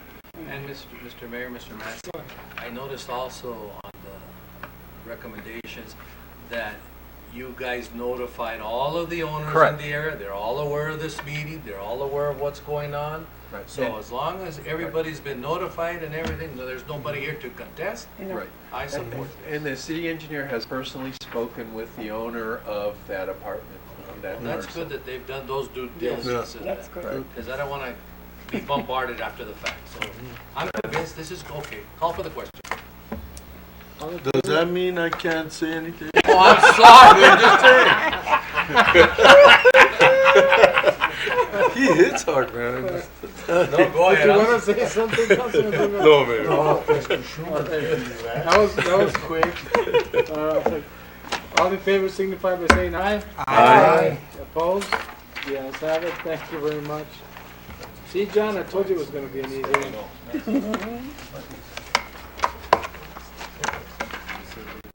Okay, number 9, ordinance. Number 1, consideration, possible action of ordinance, second reading of ordinance number 2019-04-002, and ordinance amending Nogales City Code, Chapter 18, Traffic and Motor Vehicle by adding Section 18-37, prohibiting use of mobile communications or portable electronic device while operating a motor vehicle unless pursuant to hands-free technology, exceptions of civil penalties. Do I have a motion? So move, Mayor. Second. Discussion. Mayor, Councilman. could you help me, Mr. Massey, here? On this League of Cities and Towns, it says right here, municipalities without an existing ordinance may enact one that mirrors House Bill 2318. However, there is no express authority to enforce the penalties outlined in the bill prior to January 1, 2021. The city or town is subject to the same warning period as the state without the ability to issue citations until January 1, 2021. However, it is not necessary to adopt an ordinance that mirrors House Bill 2318. Your city or town may simply enforce the state's law. My question, Mr. Massey, is the city of Nogales presently without an existing ordinance? The answer to that is yes, because it takes a second vote. So then we would fall under these guidelines here? In other words, that if we were to do it, but the police could not enforce this, they could not give a ticket, they could only give a warning until January 1st, 2021. Dr. Verona and Mr. Mayor, members of the council, I'll have to do the additional research on that because I'm not aware if that law is currently in effect. Was that passed as an emergency? Yes, on April the 21st. And it The was only signed? way we would have gotten out of this, Mr. Massey, is on our meeting in April. If we would have passed it with an emergency clause on it, then we would be one with an ordinance, and that's a different, but we are one without an ordinance. So here it says clearly to me that you can, but I wait for your opinion, but is there a rush? I mean, if we enforce this, if we pass this right now, what do you tell the police department? I mean, what do we tell the public? Are we going under the state? That in other words, they can only give warnings until that time? Because that's the way it's I very would need clear to do here. additional research on that, so I don't know at this time. So if we don't know, Mayor, would it be prudent to just be waiting until we get a legal opinion of what's going to happen? Well, you know, I honestly think that maybe if that's the case, we can bring it back, but I mean, I myself, I want to vote on the second reading on it right now. And the thing is, I don't want to confuse that, our you know, tourists. no, I don't think it's going to hurt anything because we had talked about talking to the PD and for them to do an education process on this. Even though there's opportunities for citations after a 30-day period supposedly on the ordinance. If we would have gone through a second reading and we would have done it, we would have done it before the governor signed his bill. But we didn't do it that time. So we would have been before the governor. So I myself personally think we should go and then pass the second reading and then Mr. Massey, you do your work and come back to us, and then in a later meeting, maybe we can address it with the police department, see what they can do with your support, Mr. Massey. Right, because in addition to authority from statute, Nogales is a charter city. And so local ordinances with local effect, we can do even without authority from statute. So I'll have to look into that, Dr. Verona, Mr. Mayor, and members of the council. Well, I see that, but I like House Bill 2318 because it's more encompassing than our ordinance here present, especially the fines. Because if you get involved in an accident, you just pay money on ours. On the states, you have 6 months jail sentence and up to $2,500 additional. And this is going to, here's what I'm trying to point out with this. I like House Bill 2318. It's more restrictive. It makes people pay attention. And on January the 1st of 2021, our ordinance will evaporate and this will take over. Unless you come back and say, well, we're a charter city and we don't have to do that, but I don't know if that, but I'm just saying that. So within that period of time, up to the end of December of 2020, we're going to be under one law, and on the next day, the law is going to be different. And I don't want to confuse our tourists. I don't want to confuse our residents. There is a law in place already for handheld devices. The police can enforce that handheld device. I'm just saying, why are we passing another ordinance to create more confusion to the residents and to our tourists? If it's going to change. When we have a law in place already, there is a law in place already, and it's more encompassing, more restrictive than the ordinance that we have. If we didn't have this, then I would probably side with you, Mayor, on this one. Well, this is the thing, Councilman, I don't know, when we put it on the agenda, and the governor wasn't even on plans of passing it. He wasn't even there. And we were the 27th city that did it. And then a week later, he decides to go through it, you know? Because we had talked to the leagues of cities and towns before this. I went over there and I talked to them. When we went to talk to the state representatives. So it wasn't even, they even said that there was nobody in the House or any, had decided. They were divided, and the governor too and everything, and then all of a sudden he decides to come back and pass it. I don't know if he passed it because, you know, he saw that the writing on the wall that more cities were passing it. Hey, we're number 27. Why not finish it off? We already did one reading. Let's do the second one.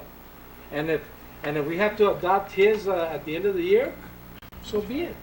Well, we might Yeah. have to. Ours Yeah. may not even go into place if Mr. Massey comes back and says. Yeah, but what I'm saying is that, I mean, I wouldn't be even talking about it if we wouldn't have gone through the first reading. And so what would have happened if the governor wouldn't have signed the bill? And we're here talking about it. Would you have voted on it? No, but I would just say this, with the exception of one person on this council, every one of us had several years to propose this ordinance as a member of this council. So, I mean, we just can't say it's the governor. I'm upset at the governor because he vetoed a Senate bill that is even more restrictive than the House bill. And I'm upset at him because he vetoed that bill. For no reason, he should have accepted that, because then there would have been a lot of bite to that. But, you know, we also had our opportunity to do this when we were in office, and presently for me here now, and I just never even thought of that one there.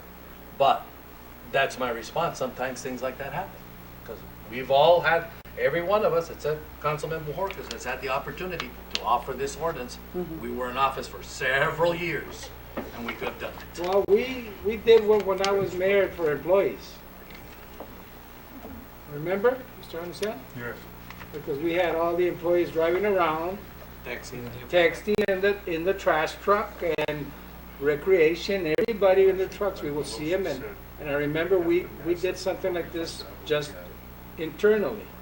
So, you know, but this is different, and you know, at this point, I call for the question. Call for the question. Why, you don't want me to ask any more questions? No, why can't I ask questions?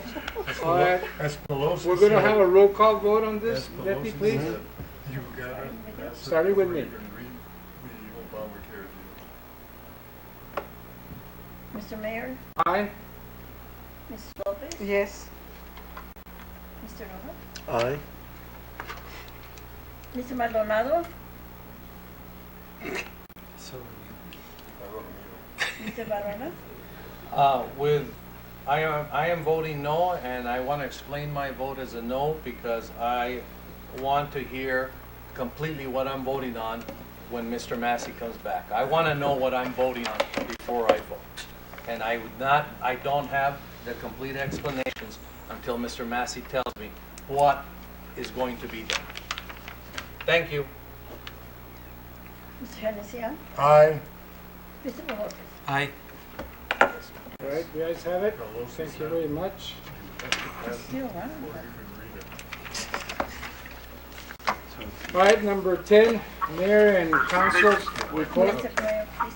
Mr. Maldonado, Sorry, again, I had to get on the side, but question from Mr. Barona that we need to get the follow-up and get everything, so I vote nay. thank you, Okay. sir. Thank you very much. Item number 10, Mayor and Council's report on current events. Go ahead. Mayor? Go ahead, Councilman. Before Mr. Councilman Rojas calls the question on me here? Yes. I'd like to. Call for the question.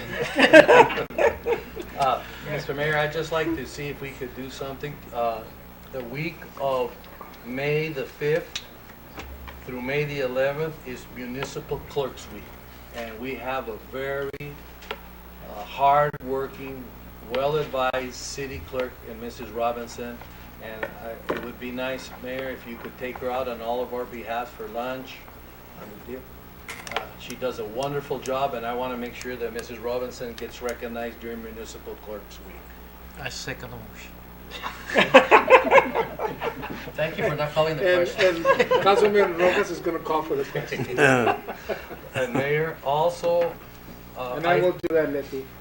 I attended, along with several of you here, the badge pinning ceremony of the fire department, which I thought was very well done, very motivational. It gave a good feeling of promotion to all of the individuals who were promoted there. I had a good feeling when I walked out of there. Your comments were well taken. And so I thought that was an excellent activity that I enjoyed very much. Also, I met with an hour here at City Hall with NALEO representatives of the state. NALEO is the National Association of Latino elected officials. Several of us are on the mayor. We participate in their conferences to find out. And one of the things that NALEO is doing very well right now is fighting the citizenship question on the census and giving various cities how to make sure that we make sure everybody in the city of Nogales gets counted. That is very important. When we talk about our funding, that census, it means a lot of money. If we're down 500, 600, 700 people, individuals, and they're actually living here, we could lose millions of dollars in potential funds.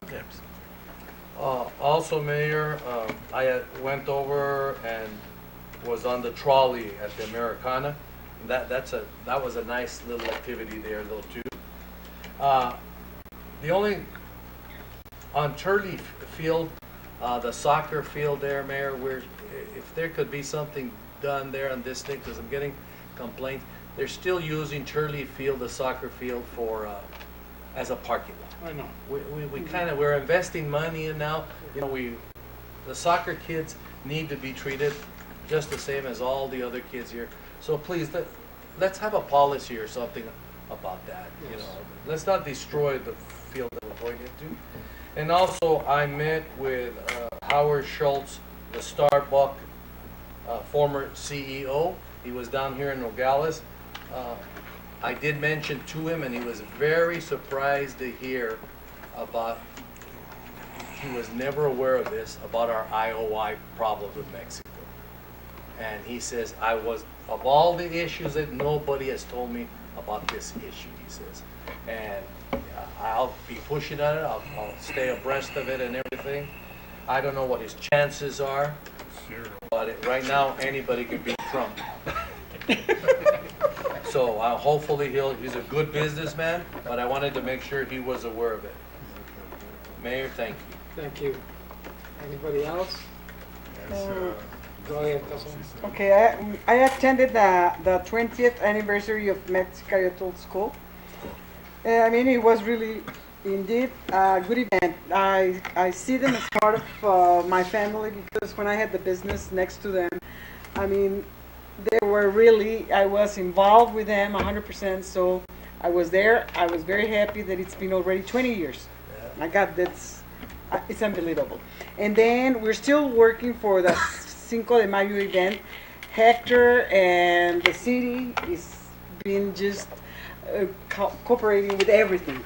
So we're ahead and ready for Saturday. And I wish you could be there, all of you. We will be there because we want to see when Mr. Councilman Bojorquez is in charge, how he handles this. So he's doing great. Yeah. Okay, Councilman Bojorquez, is your turn. This is on the 4th? On the 4th, yeah, the 4th of May. Oh, 4th, yeah, Saturday.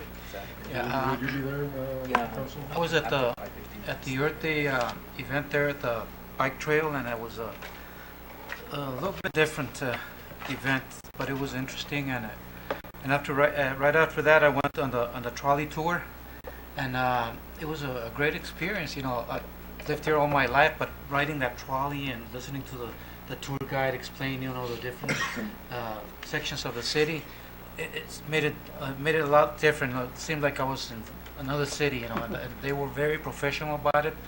The people that came from Green Valley and other places, they were very enthused about it.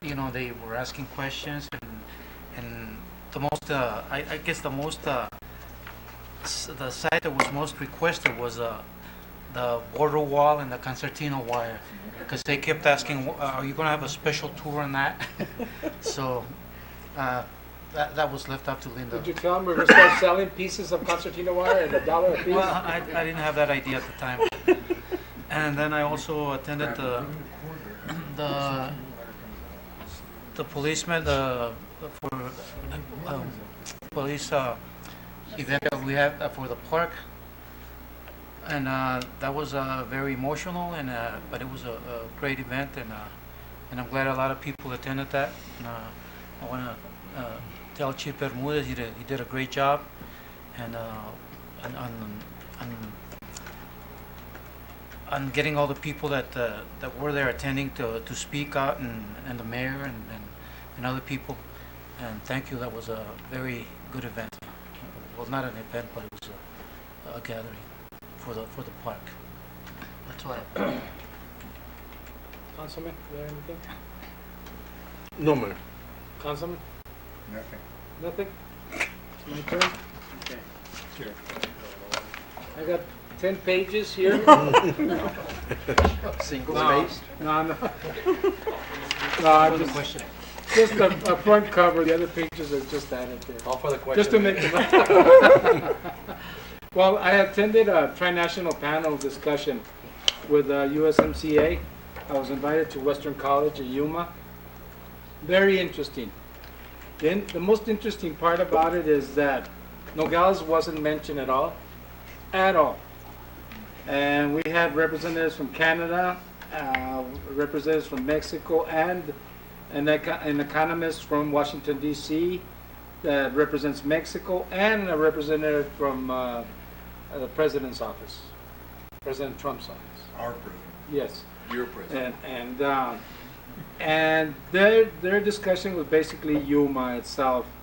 But when they did mention the billions of dollars, I know somewhere there they were thinking about Nogales, because billions of dollars come through Nogales, not as much as through Yuma. But Yuma is agriculturally, a powerhouse, and so maybe that's why it was done over there, and probably because the mayor of Yuma is very good friends with your president. Our president. Yes, and so it was a great event. I have a lot of information from them, and I got all their cards, and plan to meet later on, because there's a lot of discussion that we need to discuss about the USMCA. And then we had the honors for the Officer Cordova, and that was very good, Chief. Thank you very much for that, and want to thank all the members of the State Council for naming the park after Cordova, Officer Cordova. So, that's our next task, to get something built at the park so we can do something for him, and so we can always remember him and the fallen officer. And also, I had the meeting with the census and Mr. Varona. I know that's very important. They came to talk to me about it, and they asked for us to have either a 5 to 10 person team to start looking into it before we start working on that next year. And also, I had a visit. Councilwoman Lopez was with me here. I had a visit on April the 20th by either 80 to 100 bikers from California, Utah, Nevada, and Arizona here at City Hall. And they were on their way to Mazatlan, and they were going to stop in Nogales, Sonora. These same bikers are coming back, and they're going to be with us on the 4th hopefully some of them will make it back by then. And not, they're coming back for an event in June that they want to do with Ambos Nogales, which is very good because, you know, economically they do help out with food and hotel visits and stuff like that. Also, I've been part of the Fiesta de Mayo activity planning for that. And also, yesterday I sat down with Director of Recreation Marcel and myself and my wife, and we came up with a theme for our 4th of July event this year. It's going to be Happy Birthday America. We got all the themes from the past years, and they all have something that is very, very, very, what you say? Oh, no. Make Nogales great again. You know, you know, that came up in the conversation when we were talking there. Yeah, because I mentioned it, because I told the people that were there that if you were sitting in the room, you would probably say that. But no, we'll stick with Happy Birthday America. And members of the City Council, just for information, I'm sure you know this. These are the street improvement update that our employees have done in-house. As you know, they did the parking lot on Baffert. They did Calle Rivas and Mayer. They complete the paving on that. They also paved Sonoita north of Crawford. They paved Thelma. They finished it yesterday. And they also finished Placita de Lina up in Soto subdivision. Our street department is working very hard with the minimal amount of money that we have, and I'm very proud of them. They continue working, and they have a lot of support from our administration. And the next scheduled streets with the same budget are piece of Calle Trinidad from north of Baffert, Sonoita Avenue south of Walnut, and a portion of actually from Alice Street, where Portrero's at, from Alice Street to Marina. So they're going to do that one section where it's very bad. And this is all being done in-house. So that's how you can, when you work with in-house and work with staff, you can really accomplish a lot of good work and very, very, I mean, the work is very high quality work. It's when you decide to spend $100,000 on one street with a company that only pays half of the street and it costs that much. These employees have done a great job. I have pictures of the streets in case you want to see them. And I mean, look at the work. These guys are, you know. So, you know, I had more stuff, and some ditto on some of your stuff because I was there, and ditto on yours, and ditto on yours. I was there too. But no data for you, Mr. Hanesian. And yes, Councilman. I just want to, since Councilman Varona will be attending the Fiesta de Mayo event, there is going to be alcohol there, but I had nothing to do with that. No, we approved that liquor license. I had nothing to do with that. Mayor, Yes, Councilman. could you also please, I know you're going to be there Saturday for the Pima County thing over there at the Grijalva. Grijalva Park, Yes, at the but it's in Canoa. Santa Cruz County, isn't it? Yes, in Canoa Park. At Canoa Park? No, it's not Santa Cruz County. It's out? That's in Pima County. Oh, I thought part of it was in Santa Cruz County of all of It's those. at the Okay. Grijalva Park, Canoa Park. Could you just please tell them I won't be able to attend either? Yes, sir. I'll be there. I'll represent. I think Councilman Rojas was thinking of going to it. Yes, I'm going with you, man. I'll represent you as well. Again? Oh, Again. I thought Going you to told- this I activities, thought but you I'm. told me you weren't going to go. Well, Okay. Thank you. Yes, and that's all I got. Any future agenda items? Yes. I would like to have an update on the Terrace Avenue project that we had since years ago. Yeah. What she means is the pedestrian walk. The pedestrian walk. For the June meeting? Beg pardon? For the June meeting? Yes. And also, I would like to have an update of how many benches can be used from the ones they removed from Caram Park. they told me they are at the warehouse, but I would like to know how many so that we could use them somewhere else. Councilman, I don't know the number, but we are planning to use them at other locations as well, so. Oh, you're already doing it? Yeah. Oh, perfect, If you yeah. have some suggestions, I'd like to hear. Oh, okay, perfect. That's it. Councilman? Thank you, Mayor. Mayor, here again, if you could just give us, I'd like to talk about some ideas from us on the charter changes. Okay. Also, I haven't heard anything on the veteran supportive cities. You know, we have some veterans here on the council, and we should be proactive on this. Also, we were supposed to talk, Mayor, Dr. Felix, about the employee bonus payment at this meeting, and it wasn't on the agenda, so if it could be placed on the next agenda, please. The compensation plan. Just tell us what's going to happen with the compensation plan. We spend money on it. When are we going to discuss this thing? Mayor, also very important to all of us here in the community is what are we going to do with the city manager's position? His contract expires on August 7th. We need to start talking about that. Okay.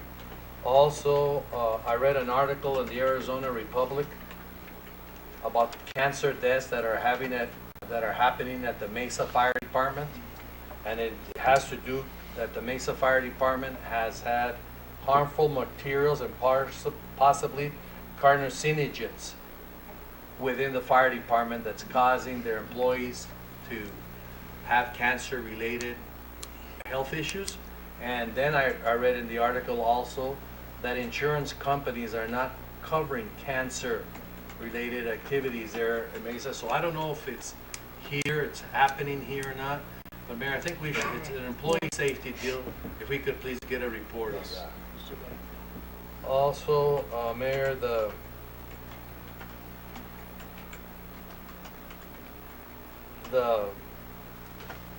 Mayor, I brought this up. This is 2.5 years that I've been bringing this up. I have a hard time working when you give me the agenda late Monday afternoons. I keep saying that you've got to prepare us. I can't be running around at the last minute working on the agendas, okay? Can't we have a policy that on Friday we get on our agendas the Friday before the Wednesday meeting? So we have the weekend, and if we have concerns or something, you know, I can go in and find out, look around, go ask. But I can't do it when you give it to me Friday and I have other commitments on Tuesday. The meeting is Wednesday. Could we please have a policy on it? Been asking for this for 2.5 years, and I haven't gotten anything there. Also, we have this matter of the Rio Rico waters. And there's a provision in the contract there that says that we have to give them 15 years notice if we're going to get out of the contract. So that gives them time to build their own wastewater treatment plant. We need to discuss that because I think it's only a year or two away from the 15 years notice. Because if we don't do our duties, then we have to keep them on again. And I don't know how they are with paying their bills. There was a concern that I found out that they're not paying what they're supposed to be paying. So I would like an update on all of that, so we're all aware of that. Mr. Massey can give us, you know. Right. So, you know, I don't want to leave here, Mayor, and then find out, well, who was on the council and the mayor at that time? They should have decided this issue. Now look at we're in this position. The Mariposa Road has been. Oh, also, Mr. Rodriguez is in the back there over there, and he's been asking me, he wants to build a house. He has some concerns with our licensing fees and everything. I told him that has to be a change of policy. I can't help him as an individual. All of us have to decide on this, what he's requesting. So could you, Dr. Felix, get together with Mr. Rodriguez so we can place him on, so he's not running around anymore. We're either going to tell him yes or we're going to tell him no. And Mr. Massey, if you could find out what it is so it's prepared for the next time with input from him so we can give him an answer. Also, Mr. Mayor, cities from that I read in the paper, and they're going to now, because of the concerns that we have talked here about recycling, they're going to 1 time a week trash pickup. And we should look at that now though too, to see. We can pick up trash, both cans once a week, just 1 time. And I think we'll still provide a good service and everything. But for cost savings or being more Since we're not efficient. recycling anymore. That's right, we're not recycling, so I try to do it, I still continue to do it, but I just don't see it, because when I told my wife that, I see her, she throws it in the regular trash now. Well, why am I gonna put it there for? Yeah. So now, it'll take, the way I see it, my recycling bin will take 1 month for me to fill it up to go pick it up. 1 month, and I'm not gonna leave the trash there full. So, and I'm sure that if that's her position, a lot of people are taking that position. And also, if we could just have some little bit of an update so that on the city attorney's position and on the fire chief's position. Okay. So we know what's going on. And that's it, Mayor, thank you. Well, that's the whole agenda for next time. So I don't want anything from you guys. So I'm just gonna have a study. That's it. No, go ahead, Councilman. I know. Do we have Go to be ahead, here? I think last month we talked about the budget and where we were on the budget. There was 650,000 didn't come in. I think at the time we requested, we need to see exactly where we are. Where are we compared to last year on a monthly basis? Where are we compared on the yearly basis? Right? I don't want to hear that we're under budget. I don't even know what we're under budget from. I can see we're under budget already right here on this garbage trucks. That's 200-some-odd-thousand already. We're again under budget, right? The under budget doesn't affect me as much as how much money we're not taking in. But I want to find out what the comparison is to last year, and I would like to have it. We've already gone almost 3 weeks, and we still have not received any information on where we are legitimately on our budget. And I think we have to change the presentation of the budget.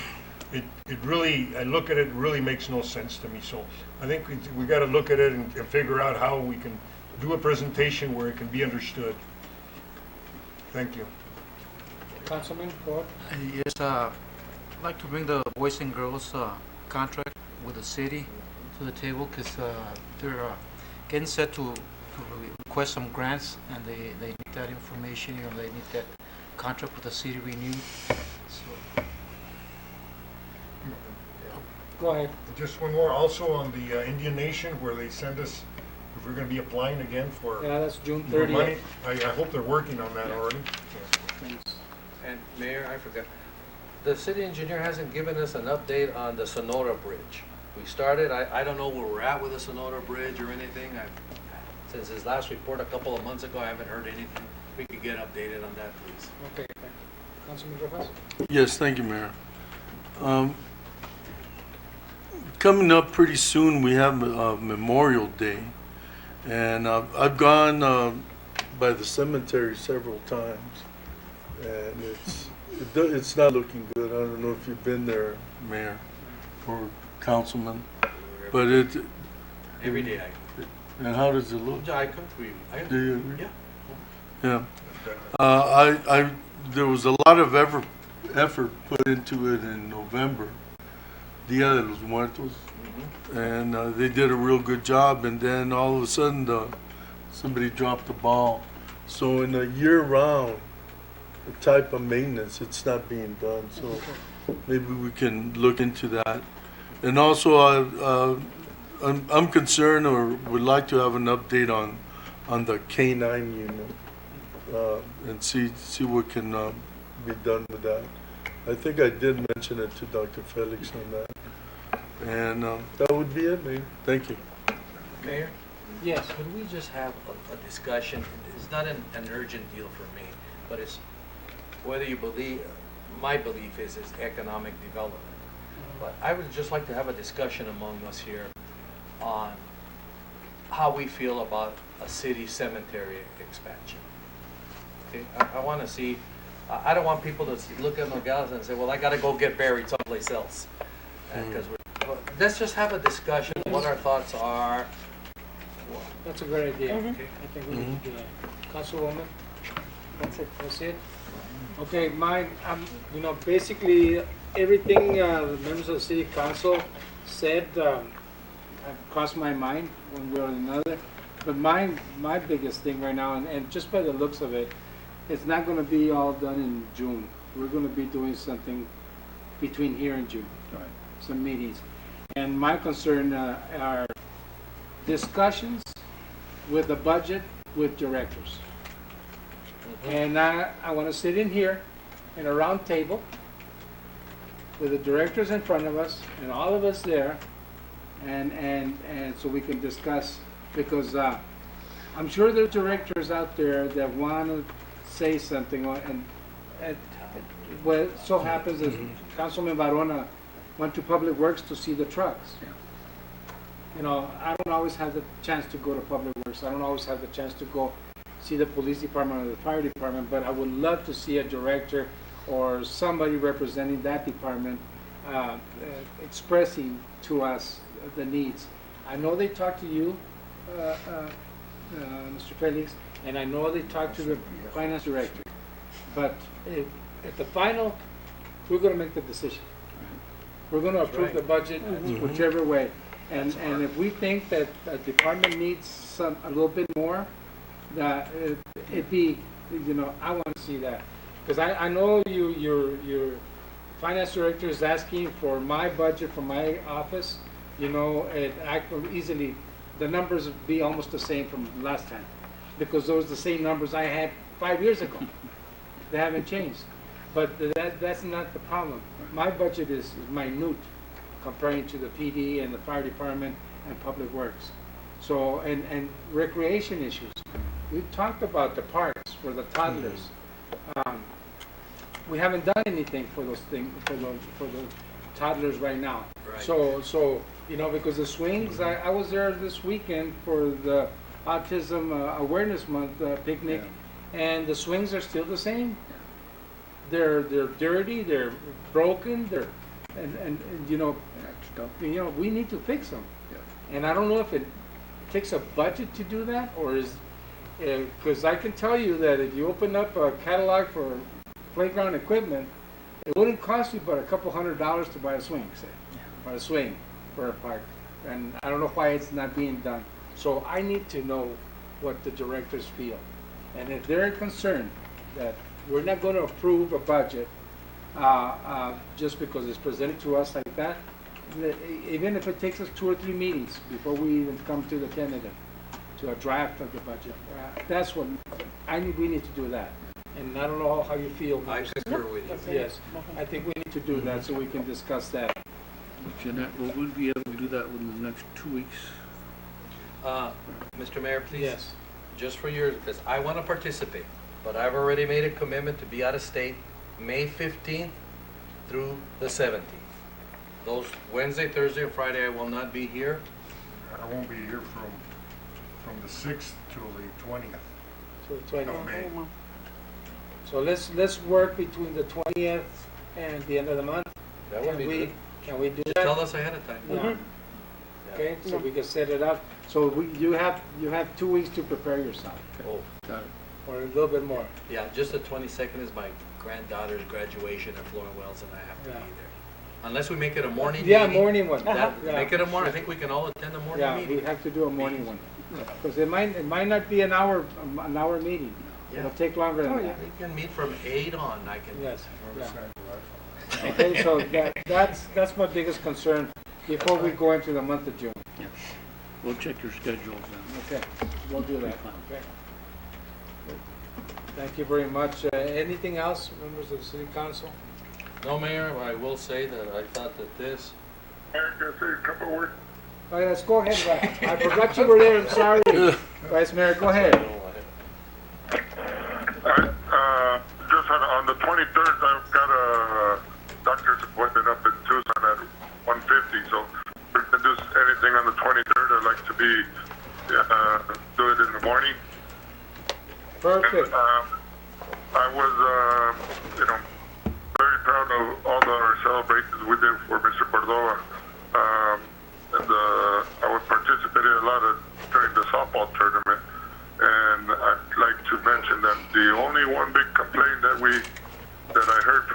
people was shading.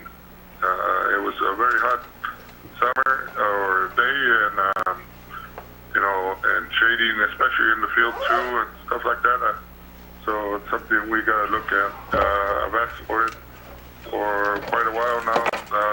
The tournament that we bring, but you know, during the tournament, Parks and Works helps us out with some canopies, those white ones that they use, but during the 4th of July. But only a couple, but something that I think we gotta look into in the future for Parks and Work. And I do agree with you, Mayor, on the swings back in Techea Park. Mr. Felix, I know, has some brochures that I brought back when we went up to the council, or excuse me, the conference up in Los Angeles about some very inexpensive and good swings and playground things that would give us, you know, 25-year warranties and stuff like that. I think that's something we should look into. Thank you. Thank you very much, Vice Mayor. All right. So, you have anything, Mr.? No, you know, we're about done with the budgets, and we'll prepare all the information.